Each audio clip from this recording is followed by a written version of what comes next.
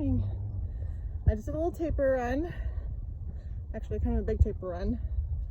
5 miles because I'm pacing a race tomorrow. And I'm just thinking really quick. Wanted to give all my tips for race day. And trying to get a PR, just have a good race. So, here they are. A little winded and sweaty. I got hot really quick. Number 1, eat a breakfast. Eat breakfast because that's going to give you fuel. It should actually be, I don't know if you should be carb loading unless it's like a full marathon, but the most important meals are dinner on Thursday night and then breakfast on Friday morning, or I guess a day and a half before your race. I guess mostly on Sunday. Number 2, fuel every 30 minutes in a race, like probably 30 to 40 minutes. I feel like a lot of runners end up dying out because they're not fueling in time. What I do for fuel are shot blocks. There are 6 in a pouch and I cut them in half so it's super easy to pull out and eat. I can't do the goo. Ever since I was pregnant, it makes me gag. So, don't do those anymore. But whatever's easiest, fuel every 30 to 40 minutes.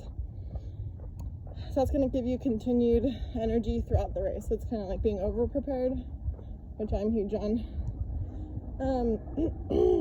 Number 3, if you're going uphill, do smaller steps. Don't try to stride it out.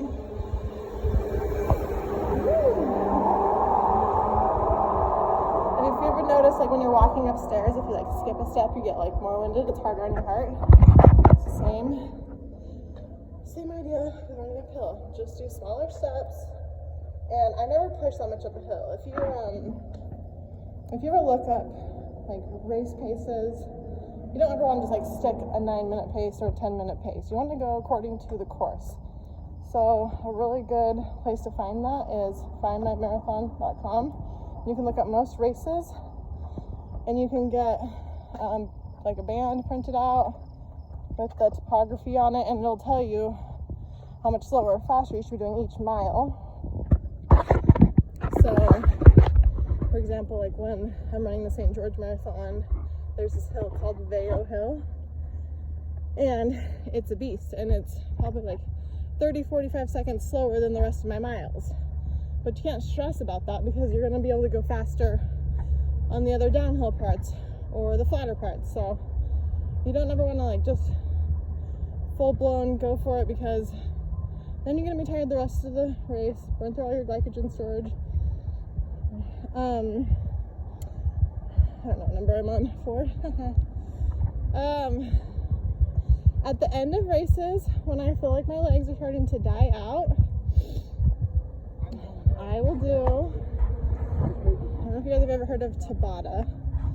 So I just do something similar to that. I'll just kind of stride it out, run a little harder, count to like 20-30 seconds in my head. So Tabata is like 20 seconds on, 10 seconds off. So I do something like that just to get my legs moving again. A lot of races are really flat at the end, and so you just kind of start to slow down more and more. And if you can just pick up for just a little bit, just count to 20 or 30 seconds in your head, then you'll actually notice that your pace will start to go back up, or at least maintain. So I like push for the 20-30 seconds and then I'll rest for 30 seconds and then I'll push again. And I just do that like the last 1 or 2 miles, and I notice I'm starting to die out, because then my time doesn't get as bad as it could. I think otherwise you just kind of slow, and then you just feel like crap the whole time. But it's easy just to say, okay, I'm going to run to that little post, or I'm going to count to 20 and just run really hard. Just do that over and over. I promise you, it'll help. Anyway, these are my tips for race day. If I think of any others, I will let you know, but those things have helped me tons. Well, happy racing this summer, guys. I'm gonna head to work now, and race day tomorrow.